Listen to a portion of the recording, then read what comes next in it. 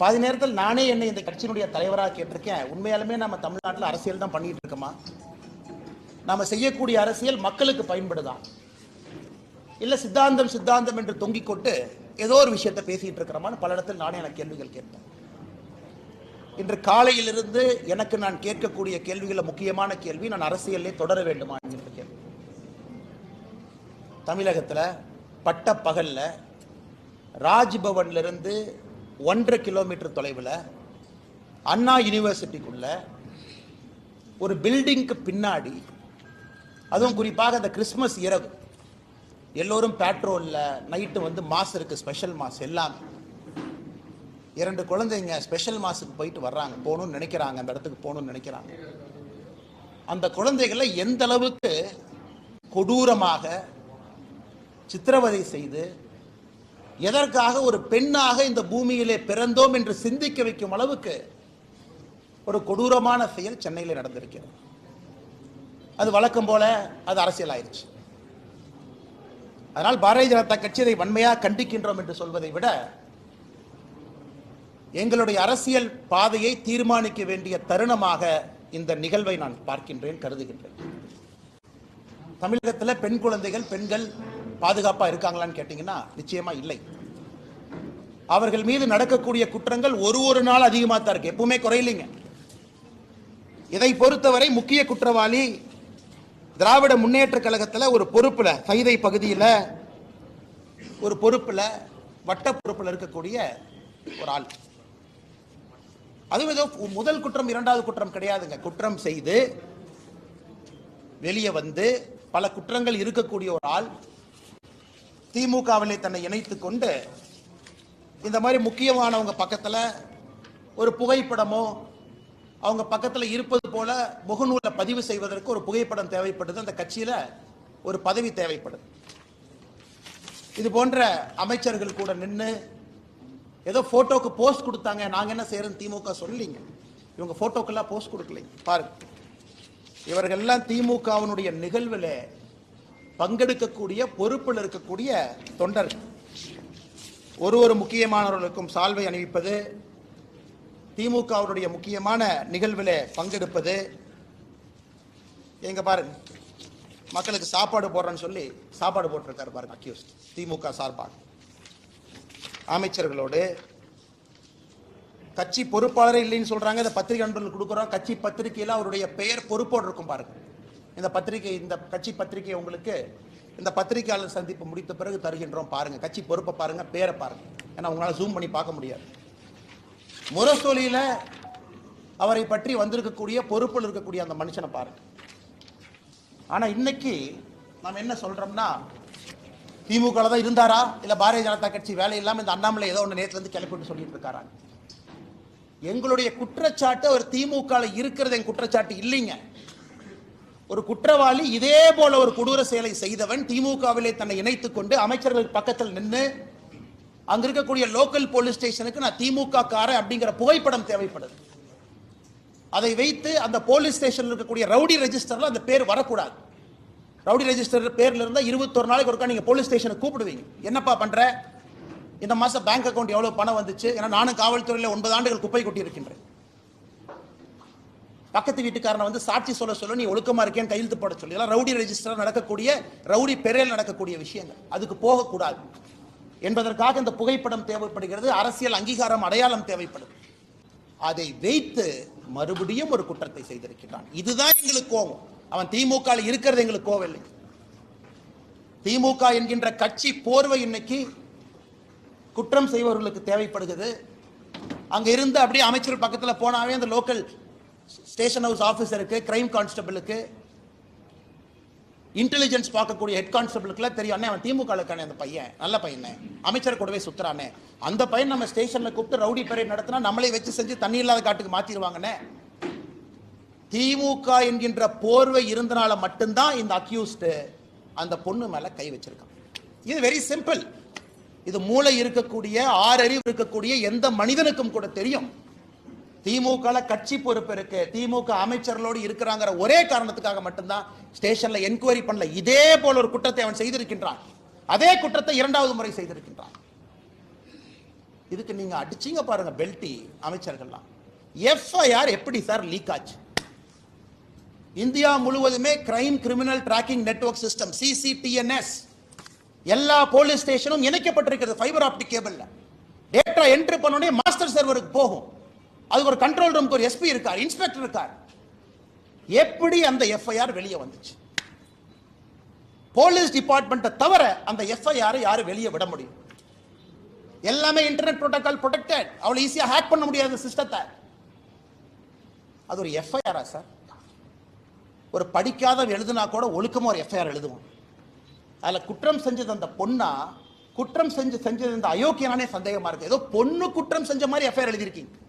அதையெல்லாம் படிச்சா ரத்தம் கொதிக்குது. நான் என்னுடைய காதலனோடு நான் போனேன், ஒதுக்குப்புறமாக ஒதுங்கி இருந்தேன், என் காதலனுக்கு நான் கிஸ் கொடுத்துக்கிட்டு இருந்தேன். இதெல்லாம் ஒரு எஃப்ஐஆரா சார்? தூ, காக்கி சட்டையை போட்டுட்டு அந்த ஸ்டேஷன்ல ஒருத்தவங்க எஃப்ஐஆர் இருக்கீங்களே, வெக்கமா இல்லையா உங்களுக்கு? வெக்கமா இல்லையா? குற்றம் நடந்தது அந்த பெண்ணுக்கு. அந்த எஃப்ஐஆர் படிச்சு அந்த எஃப்ஐஆர் கோர்ட்ல நிக்குமா சார்? ஆனா ஆயிரக்கணக்கில் எஃப்ஐஆர் எழுதி இருக்கு, அல்ல கோர்ட்ல நிக்குமா? அந்த பொண்ணு ஏதோ தன்னுடைய காதலனோடு பிரைவேட்டா ஒரு மொமெண்ட்டை ஸ்பெண்ட் பண்ணதாகவும் கிஸ் கொடுத்துக்கிட்டு இருந்ததாகவும் இவன் புதர் மறைவிலிருந்து வெளியே வந்து புகைப்படத்தை எடுத்து மிரட்டி, என்ன சார் என்ன இதான் ஒரு எஃப்ஐஆர் டிராஃப்டிங்கா? அந்த எஃப்ஐஆர் லீக் பண்ணிருக்கீங்களா சார்? பொண்ணு பேரு, மொபைல் நம்பர், அப்பா பேரு, ஊரு. வெக்க பண்ணு.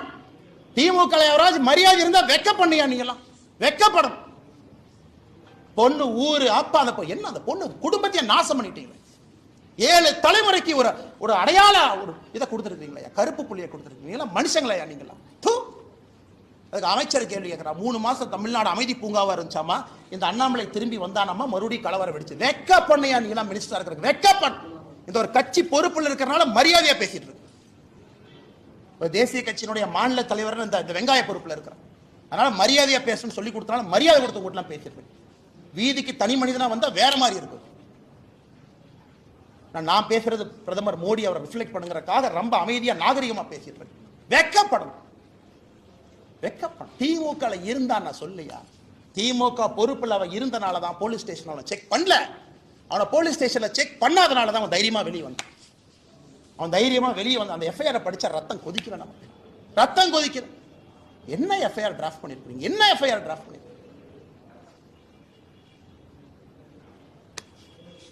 கேட்டா தமிழ்நாடு அப்படி இருக்கு இப்படி இருக்கு. கேட்டா வடக்கு தெற்கு மயில், வடக்கு தெற்கு எத்தனை நாளைக்கு அந்த இளவுல சாவறது? எத்தனை நாளைக்கு சாவறது?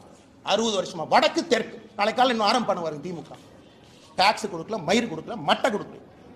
அது உட்காந்து காலங்காத்தால பிரஸ் மீட்ல வேலை இல்லாம நானும் பேசிட்டு இருப்பேன். இவ்வளவு கொடுத்தோம், இவ்வளவு டாக்ஸ் அளந்து கொடுத்தோம், இவ்வளவு அள்ளி கொடுத்தோம். மக்கள் பிரச்சனை யாராச்சும் பேசுறோமா ஐயா? தமிழ்நாடு அரசியல மக்கள் பிரச்சனை பேசுறோமா? காரி துப்புரமா இருக்கு அரசியல், காரி துப்புரமா இருக்கு. அதனால்தான் இதற்கு ஒரு முடிவு கட்ட வேண்டும் என்று முடிவு செய்திருக்கின்றோம். இந்த அரசியல் நீ ஆகாதுங்க, இந்த அரசியல் ஆகாது. ஆனால் மாநில தலைவராக இந்த கட்சியினுடைய தொண்டனாக நான் ஒரு சங்கல்பம் எடுத்தேன். ஐயோ கட்சினா வந்து ஆர்ப்பாட்டம் பண்ணுவாங்க. எத்தனை ஆர்ப்பாட்டம் பண்றியா? சென்னையில் ஆர்ப்பாட்டம் பண்ண போனா முன்னாள் ஆளுநர் அரெஸ்ட் பண்ணி உள்ள வச்சிருக்கேன், நாயை பிடிக்கிற மாதிரி பிடிச்சு. மாநிலத்தினுடைய துணைத் தலைவர் கருணாகராஜன், எங்களுடைய சகோதரர், எத்தனை டைம் பாரதிய ஜனதா கட்சி எத்தனை டைமே அரெஸ்ட் பண்ணுவீங்க? நாங்க எங்களுக்கு தனியா எங்களுக்கு வீட்டுக்கு ரோடு போடுன்னு ஆர்ப்பாட்டம் பண்றோமா? இல்ல எங்க வீட்டுக்கு தண்ணி சிறுவாணி தண்ணி வரலின்னு ஆர்ப்பாட்டம் பண்றோமா? கைது பண்ணி நைட்டு 11:30 வரைக்கும் டாய்லெட் இல்லாத மண்டபத்தில் பார்த்து அடைச்சி வச்சு எத்தனை சித்திரவதை தொண்டாங்க பண்ணி அனுப்பிப்பாங்க. அதனால இன்னி உங்களுக்கு இந்த ஆர்ப்பாட்ட வேலையெல்லாம் இல்லை. இன்னிலிருந்து நாங்கள் வேற மாதிரி தான் உங்களை டீல் பண்ண போறோம். நாங்கள் ஆர்ப்பாட்டம் பண்ண கலெக்டர் ஆஃபீஸ்க்கு வருவோம். எங்க ஆளு எல்லாம் காலங்காத்தால 8 மணிக்கு கிளம்பி வருவாங்க. நீங்க அப்படியே ஒரு 1000 போலீஸை போட்டு நாய் பிடிக்கிற மாதிரி 2 பேர்த்த பிடிச்சிட்டு போகலாம். நாளையிலிருந்து ஆர்ப்பாட்டம் அப்படி கிடையாது. ஒரு வீட்டுக்கு வெளியே ஆர்ப்பாட்டம் நடக்கும். நீ 10,000 போலீஸ் இறக்கியா பார்த்துடலாம்.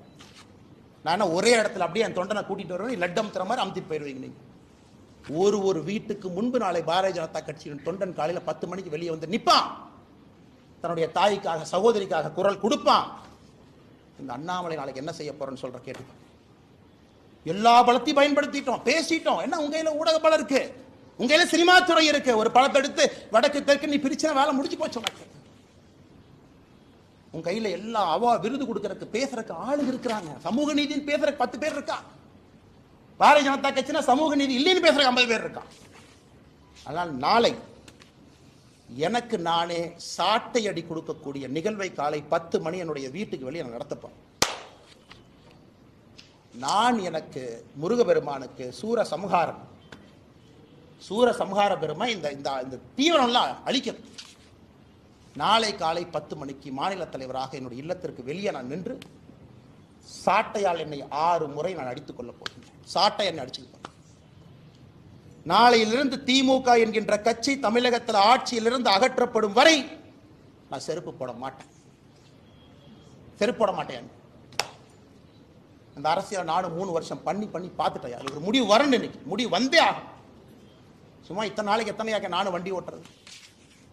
வந்தது வேறு, செய்வது வேறு, நடந்து கொண்டிருப்பது. நாளையிலிருந்து திமுக ஆட்சியிலிருந்து அகற்றப்படும் வரை இந்த பத்திரிகையாளர் சந்திப்பு முடிச்சு என் செருப்பை கழட்டுனா நீ ஆட்சியிலிருந்து இறங்குற வரைக்கும் நான் செருப்பு போட மாட்டேன். பார்த்துலாம். நாளையிலிருந்து 48 நாட்கள் நான் விரதம் இருக்க போகிறேன். பிப்ரவரி 2வது வாரம் முடியும். 6 படை வீட்டுக்கு நான் போக போறேன். முருகபெருமான்கிட்ட முறையிட போறேன். எல்லாத்திட்டையும் முறையிட்டாச்சு. நேஷனல் கமிஷன் ஃபார் உமன் முறையிட்டாச்சு. காலகட்டத்தில் வேலையெல்லாம் உட்காந்து லெட்டர் எழுதிருக்கேன். பாருங்க 3 பேஜ் வேலையெல்லாம். அம்மா வாங்கம்மா, தயவு செஞ்சு பிடிங்கம்மா, இவங்கெல்லாம் வயலேட் பண்ணிட்டாங்கம்மா, செக்ஷன் பாருங்கம்மா. எத்தனை கடிதம் எழுது. ஹியூமன் ரைட்ஸ் கமிஷன் 15 கடிதம் எழுதியாச்சு. நேஷனல் கமிஷன் ஃபார் உமனுக்கு எழுதியாச்சு. வேலையெல்லாம் உட்காந்து எழுதி ட்விட்டரில் போடுறதா வேலை. இன்னி பார்த்துக்கலாம் அரசியல், இன்னி பார்த்துக்கலாம். நாகரிகமான அரசியல். இந்த பவுண்டு பை நீங்க அநாகரிகமா பேசுறீங்கல்ல, சோசியல் மீடியால குடும்பத்தை எடுக்கிறீங்க, என்ன வேணாலும் நீங்க பேசுவீங்க. கேட்டா அப்படியே கட்சி போறவைக்குள்ள ஒளிஞ்சுக்குவீங்க. நாளையிலிருந்து என்னுடைய அரசியலும் அப்படித்தான் இருக்கும். இந்த மாநில தலைவர் கட்டுப்பாடு, இனி ஆரோக்கியமான அரசியல், விவாதம், மரியாதை. அதெல்லாம் எதுக்கு மரியாதை கொடுக்கணும்? எதுக்கு மரியாதை கொடுக்கணும்? பெண்களுக்கு, குழந்தைகளுக்கு பாதுகாப்பு இல்லாத ஒரு மாநிலத்தில் எதுக்கு உனக்கு மரியாதை கொடுக்கணும்? எதுக்கு மரியாதை கொடுக்கணும்? அரசியல் கட்சியில் நீ மரியாதை வெங்காயம்லாம் கிடையாது. ஆனால் நீங்கள் வாங்கின இந்த இஷ்யூ பேசுங்க. எத்தனை இஷ்யூங்க தமிழ்நாட்டில் பேசுறது? ஆனால் டங்ஸ்டன் இஷ்யூ டெல்லிக்கு போங்கன்னா எத்தனை டைமுங்க போகிறது? ஆனால் மீத்தேன் பிரச்சனை ஆச்சுன்னா டெல்லிக்கு போங்கன்னா எத்தனை டைம் போகிறோம்? எத்தனை போகிறது? வேறு வேலை இதே தான் வேலைங்க. அதனால் நாளை எனக்கு நானே சவுக்கடி காலை 10 மணிக்கு என்னுடைய இல்லத்திற்கு வெளியே நான் கொடுத்துக் கொள்கின்றேன். பாரதிய ஜனதா கட்சியினுடைய எந்த தொண்டனையும் இதை நீங்கள் செய்ய வேண்டாம் என்று நான் அன்போடு சொல்லுகின்றேன். நீங்கள் யாரும் செய்ய வீட்டுக்கு வெளியே வந்து நிற்க வேண்டியது உங்களுடைய கடமை. ஒரு சகோதரியோடு, சகோதரனோடு, அவர்களோடு நாங்கள் இருக்கின்றோம் என்று உணர்த்த வேண்டியது நம்முடைய கடமை. தீய சக்தி அழிக்கப்பட வேண்டும். தமிழகத்தில் அழிக்கணும், வேற வழி இல்லைங்க. வழி இல்லை. படிக்கிறோம் பாருங்க, எத்தனை கேங் ரேப், எத்தனையா பண்ணுவீங்க, என்னையா பண்ணுவீங்க? தெரியாம கேட்கிறேன். 14/8/2024 கேங் ரேப் ஆஃப் எம் உமன் அக்யூஸ்ட் யார்? கவிதாசன். என்ன நடத்தினா? Udhayanidhi Stalin fan club Orathanadu. 2/1/2023 youth wing of DMK sexual assault of woman police constable. லட்சணத்தை பாருங்க, விளங்கி. 22/3/2022 gang rape of 22-year-old woman in Virudhunagar after blackmailing ஒரு வீடியோ. எல்லாம் பாருங்க. கேட்டால் கட்சி அப்படி யாருமே இல்லை, எல்லாம் பொய் சொல்றாரு. அண்ணாமலை வந்ததுக்கப்புறம் இது வேலை இல்லாமல் செய்கிறாரு. ஆனால் பத்திரிகை நண்பர்களே, வேறு வழி எங்களுக்கு இல்லை. மக்களுடைய கவனத்தை ஈர்ப்பதற்கு எங்களுக்கு வழி இல்லை. இது சாமானிய மிடில் கிளாஸ் பையன் கொதிக்கணியா? மிடில் கிளாஸ் ஆள் எந்திரிக்கணும். அவன் எந்திரிக்காமல அரசியல் எந்த மாற்றம் இல்லை. சும்மா அப்படியே பேசிட்டே வண்டி ஓட்ட வேண்டியதான். 1 country 1 election, அது 1 மாதம் ஓட்டு, இது 1 மாதம் ஓட்டு, டங்ஸ்டன் ஒரு 3 மாதம் ஓட்டு, மீத்தேன் ஹைட்ரோ கார்பன் 6 மாதம் ஓட்டு. அவ்வளோதான். நம்ம எல்லாம் மறந்துடுவோம். எதுக்காக இருக்கிறோம், என்ன வேலை செய்யறோம். ஆனால் மறுபடியும் நான் சொல்வது, நடுத்தர வாழ்வு வாழக்கூடிய நீங்க தயவு செஞ்சு வெளியே வாங்க, பேசுங்க, கேள்வி கேளுங்க. ரோட்ல வந்து நில்லுங்க, நாளைக்கு கேளுங்க. லோக்கல் எம்எல்ஏ தெரியும் உங்க ஓட்டு நீங்க போட மாட்டீங்கன்னு தெரியும். இந்த இலவச பணத்தை எல்லாம் எலெக்ஷன் நம்ம தூக்கிட்டு வரலாம். இப்போ எல்லாம் தூக்கி எறி. அதனால் பத்திரிகை நண்பர்களுக்கு என்னுடைய அன்பான வேண்டுகோள், நீங்கள் அதை கேட்கணுங்க. மீடியாவில் டிபேட் வைக்கணும், விவாத பொருள் வைக்கணும். அன்னைக்கு நாமளும் மனுஷங்க தான், அதே சாப்பாடு சாப்பிட்றோம். 6 அறிவு இருக்கு. நம்ம வீட்டில் நடந்துதான் சும்மா இருப்பாங்களா? கத்தி எடுத்து வெட்ட போக மாட்டோம். விவாத பொருள் பேசவே வர சொல்லு. எதுக்கு அப்படி பண்றீங்கன்னு கேளு. ரிப்பீட் ஆஃபெண்டர் எதுக்கு ரவுடி ஷீட்ல வைக்கலன்னு கேளு. பொறுப்பேற்று கமிஷனர் விலக சொல்லுங்க. குறைந்தபட்ச டெப்டி கமிஷனர் வீட்டுக்கு போய் சொல்லுங்க. ஆனால் இதை சொல்ல வேண்டும் என்பதற்காகத்தான் அந்த பத்திரிகையாளர் சந்திப்பு. இதை தவிர நான் வேற எந்த இதுக்கு சம்பந்தமான கேள்விகளுக்கு நான் பதில் சொல்றேன்.